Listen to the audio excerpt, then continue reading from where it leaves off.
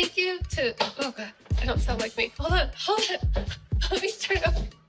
Thank you to everyone who watched me make some cool ancient recipes. We've been watching all your comments and suggestions, and we love it. We're gonna take a little break, brush up on our history, look for some scrolls, and then we're coming back, baby. We're coming back in the summer for some grilling and chilling, and I'll see you then on Ancient Recipes with Sohla on the History YouTube channel.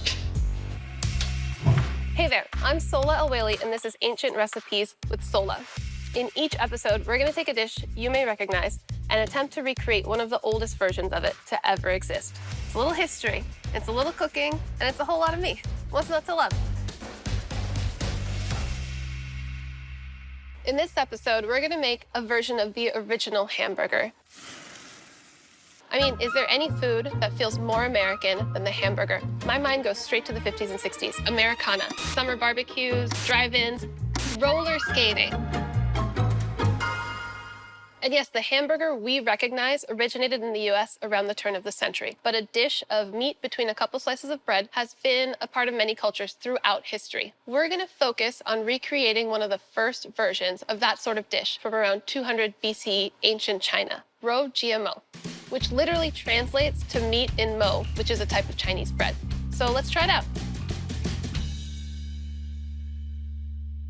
So the first thing we're gonna do is get our pork belly braising, because it's gonna take a little bit of time for it to get nice and tender and fall apart. We want the pork skin on there because it's gonna give us a lot of gelatin, so we have a nice unctuous braise. So the first thing I'm gonna do is crush up some rock sugar. We're gonna start this braise by caramelizing the rock sugar in a little bit of oil before we add everything else to the pot. So I'm gonna do a little smish smash. We don't need this to be a totally fine powder. We're just breaking it up so it melts a little bit more evenly for us.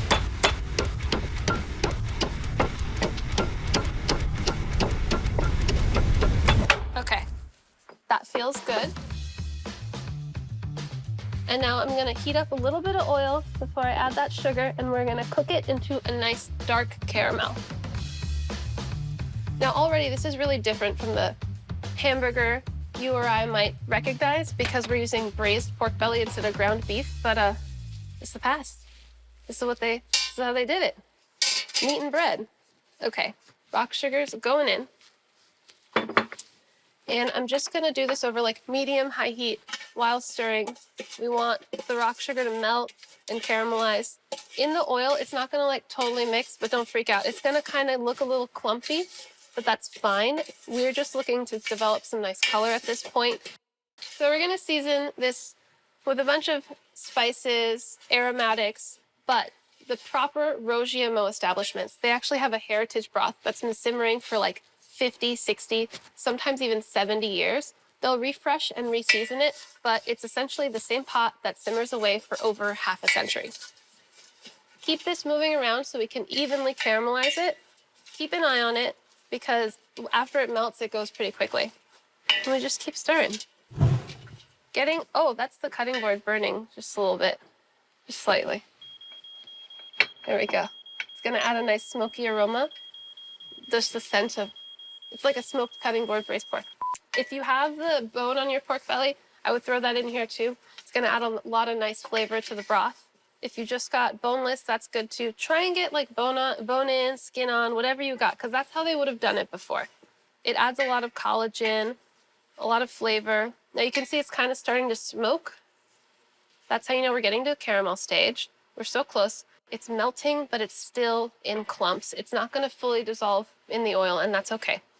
This is a really typical way that a lot of Chinese braises are started, with this dark caramel. It adds a lot of depth. Ooh, and we're getting there. This is amber. And I'm gonna have my water ready to deglaze because it's gonna go pretty fast. Smoky, sizzly, and now it's time. Step back when you add the water because it's gonna splatter. Wasn't that exciting? Okay, and now all that's in there is the water, the sugar, and the oil, but because we took the time to caramelize that rock sugar, it already has a really nice color to it. And now everything just goes into the pot. I'm gonna add our pork belly. And we're gonna add a little bit of sherry here because it's what's easy to find, but traditionally, there would be a Chinese wine in here. You can use a modern Chinese wine like Liaojiu, but they wouldn't have something exactly like that. But Chinese wine does date back as far as 2000 BCE. And here I've got a little bit of ginger. They might have also used galangal, which is pretty similar to ginger, but it has a little bit more floral aroma and it's not as like punchy. It's not as spicy. Now here I've got some Sichuan peppercorns. Sichuan peppercorns taste really unique. They're not spicy. It's more of a sensation than a flavor. Kind of has this like numbing, tingling effect, and it's really nice to incorporate in dishes that are spicy because it almost like cools you down, like a little bit of like a menthol kind of situation. We're gonna add a little bit of star anise for that, you know, licorice-y flavor, and we're gonna bump up the licorice flavor with a few slices of licorice root. Now, licorice root also has a history of its own. King Tut was buried with it in his tomb in 1350 BC, and Chinese ruler Shennong thought it had magical rejuvenating powers back in 2300 BCE. Okay, add a few cloves, a little bit of cinnamon, and here I have some shanzha. This is actually a berry, so it's gonna add some nice sour tart flavors, brighten the whole thing up. They're gonna kind of plump in the cooking liquid as well. And now I'm gonna add a little bit of fermented soybean paste.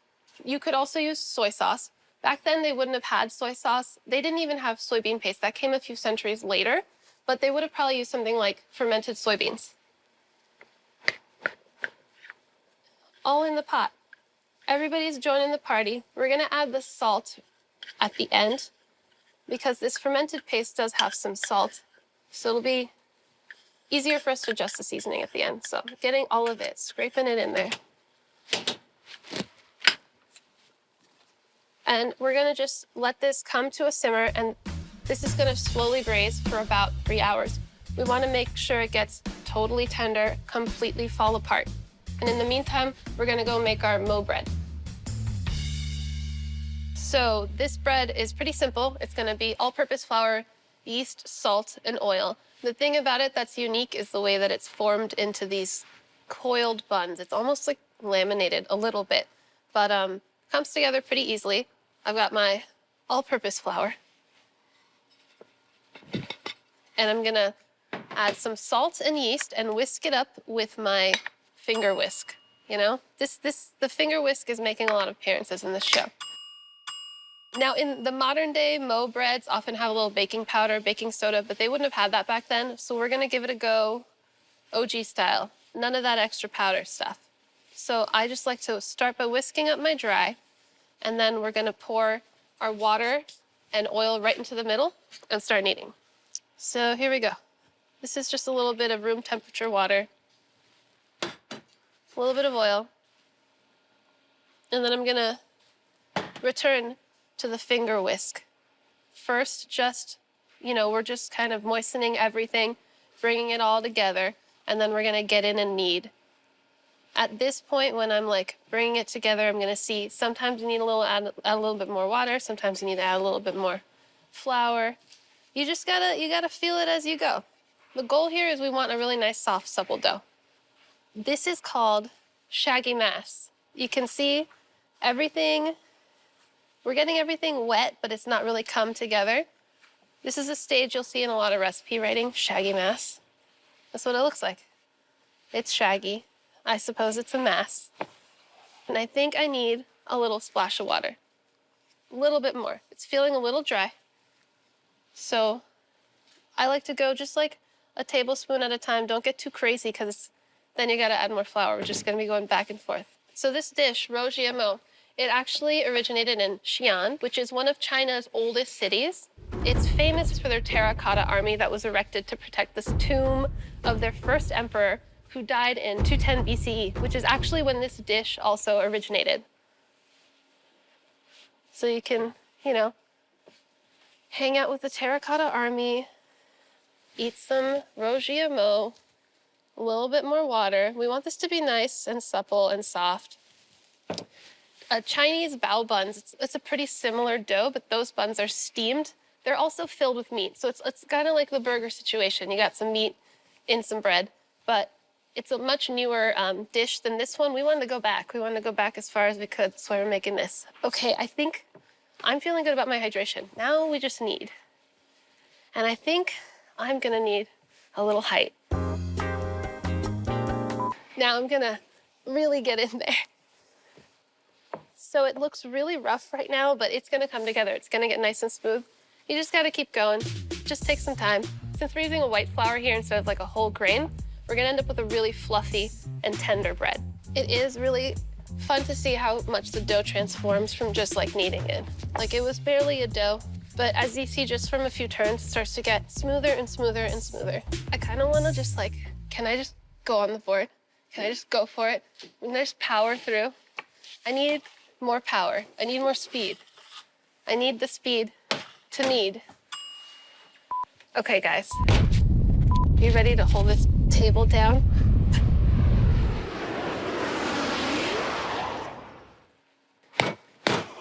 So my dough is kneaded, smooth, taut.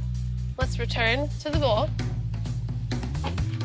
I'll go back to my standard height. And we're just gonna cover this and let it proof for about 40 minutes before we divide and portion.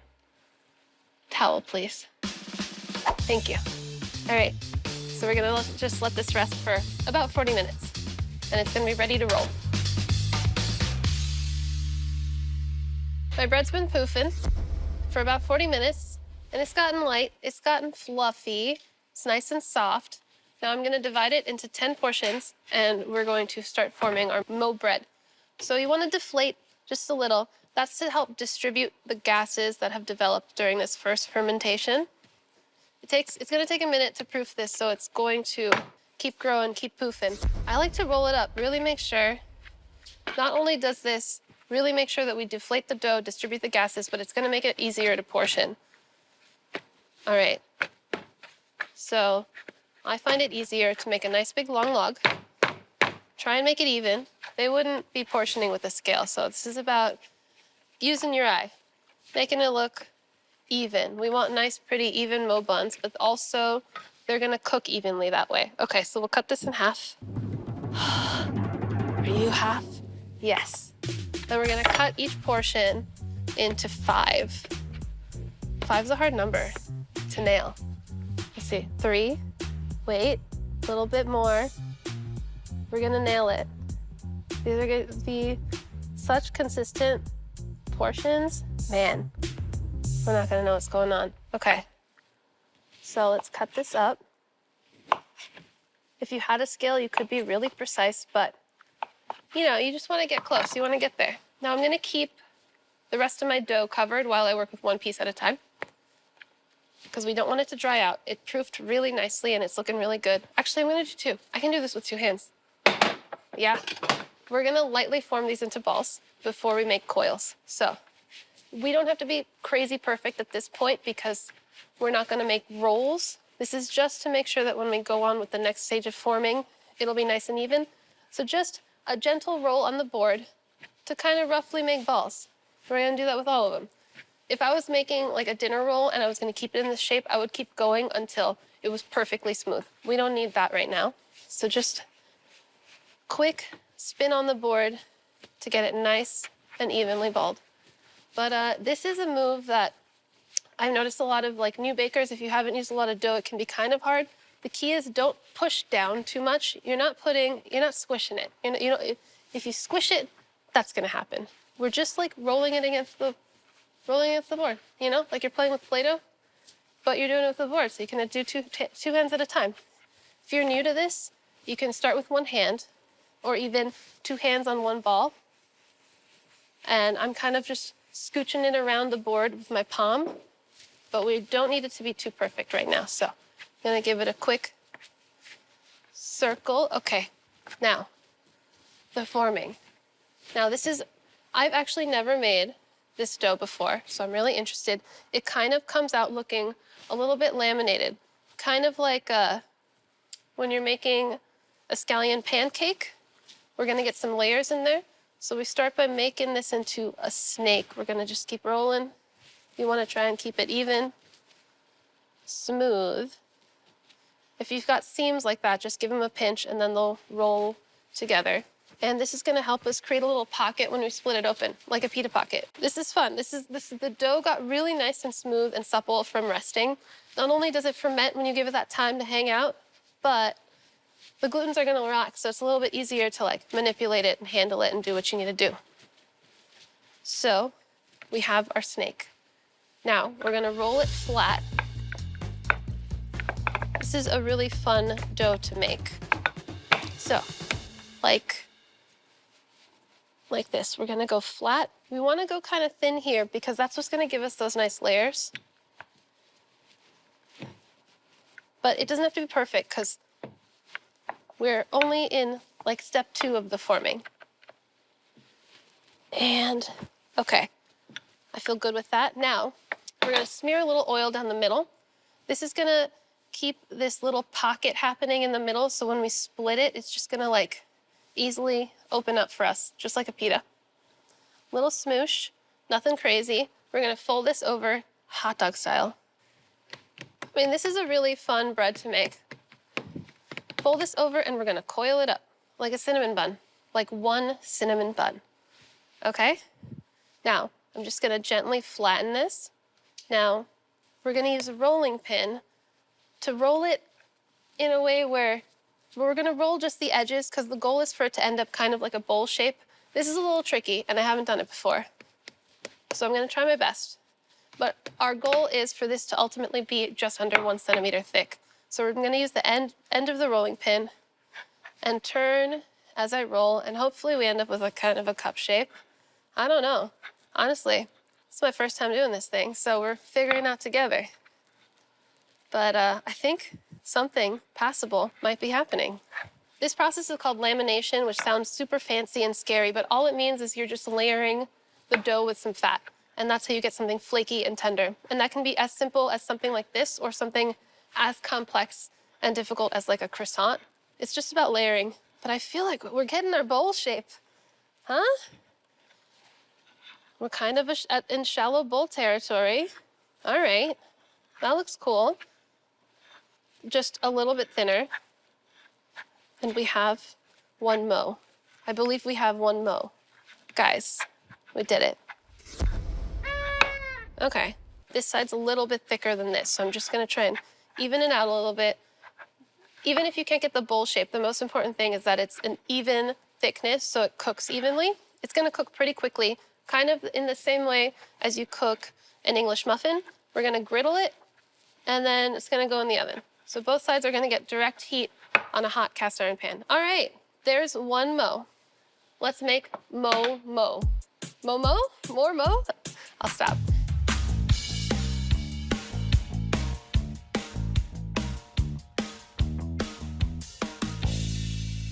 Now we're gonna bake our mo bread. They would traditionally bake this bread in a clay oven, which gets really, really hot. So to try and mimic that heat, we're gonna use a preheated cast iron skillet. So this guy has been in here getting nice and hot, but we need even more heat. So we're actually gonna turn the burner on and give it a quick griddle on both sides over some intense heat. We wanna develop a little bit of color. This is gonna help it, poof, give us a little immediate lift. So I'm popping these on here. It's a lot like cooking an English muffin, but because this dough is a little bit more dense than an English muffin, we have to finish it in the oven. It needs a little bit more heat to cook through. We're gonna just do this for 30 seconds on here until we get a nice light golden brown color. Flip, repeat, and then we're going back in our hot oven. This is a good way to mimic that like raging hot heat. Clay ovens get super, super, super hot, like 800, 900 degrees, a lot like a pizza oven. Your oven at home is never gonna get more than 500, so giving it a start on cast iron is gonna help us out a lot. Cast iron does a really good job at retaining heat. And look at that, we already have some nice golden brown color. So I'm gonna flip these over, let them go for about 30 seconds on the other side. And then we're gonna go right into that hot oven. I can already feel the side that was on the cast iron is feeling dry, crisp, and a little bit of fluff. And then once we split these open, it should be nice and fluffy on the inside. And because we put that little smudge of oil in the middle before folding it and coiling it up, we should if everything goes right, it should kind of have a little bit of a pocket situation when we split it open and fill it up with meat. Oh, we have nice golden brown color on both sides. I'm gonna pop this in the oven now to finish cooking. This goes really quick. So, here we go.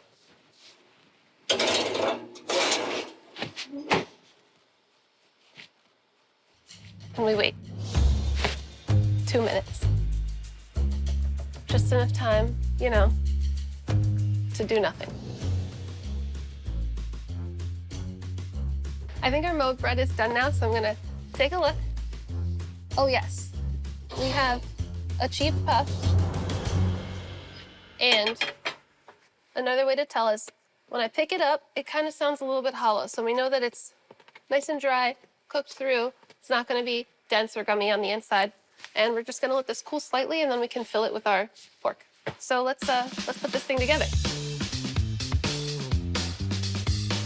Okay, so our pork is nice, wiggly, tender. We've got our meat, we've got our mo, and now we're gonna make our Rou Jia Mo. Let's build it. So let me pull this pork belly out. The liquid has really nicely reduced, and it smells very good. I mean, this smelled pretty good immediately after putting those spices in there. Now, when I'm shredding meat, I like to go for like big, meaty bites. There's a lot of nice color. Even though we didn't give it a sear, that caramelized sugar cooked down and kind of like coated everything really nicely. So we got some good color there. I imagine this is going to have a really nice deep flavor from that long cook. I'm pretty impressed by how much color developed just over time on this pork belly. Because when we put it in there, we just dropped it in there. No sear, none of that, but it really darkened. And that's what happens with a braise. You can get some really nice color and develop a lot of good flavor. Okay, let me break this up a little bit more, and then we'll build one. Now, I don't want to let any of this braising liquid just go to waste, so I'm gonna sauce it up just a touch. A little bit of moisture. Oh, yeah.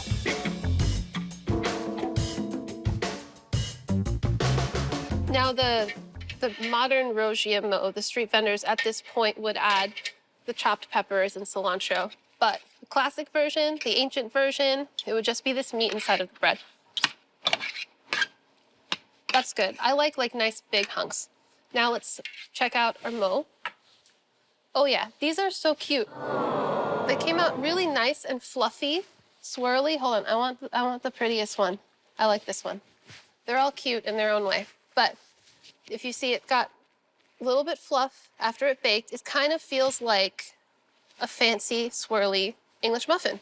I'm gonna go ahead and slice this. Let's see if we got that pocket. This feels really nice and fluffy and tender.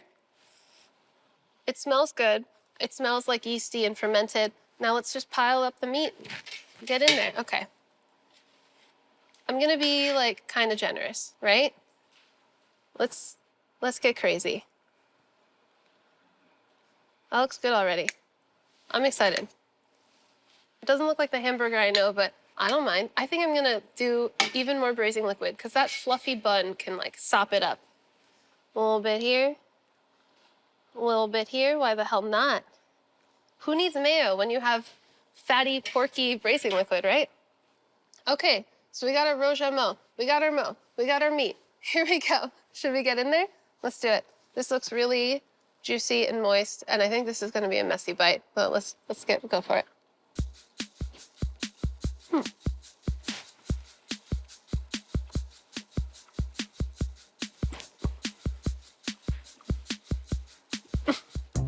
Is this for my face?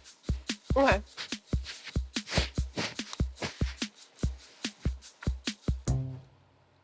So a lot of it's what I expected. The bun is super fluffy and tender. The meat is really like succulent and fatty, but the flavor combo is like a new thing for me. I'm not familiar with a lot of these flavors, the star anise, the licorice, the shanzha berries, but when you bring it all together, it's like really floral and aromatic. Even though it's like got that long cooked braised thing happening, there's this brightness from the florality of all of the aromatics we put in there. It's kind of surprising to me. I really do like the hint of sweetness.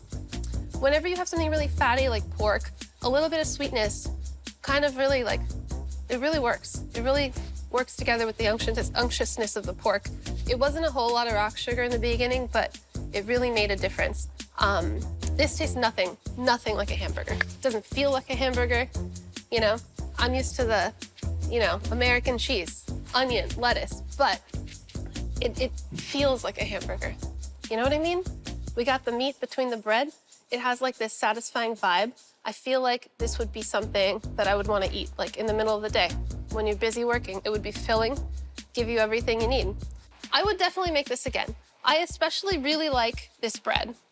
It's pretty cool how these really basic ingredients, and it's a really standard bread dough that you probably have the stuff to make now, but just by forming it a little bit differently, using a different technique, you get this totally new texture.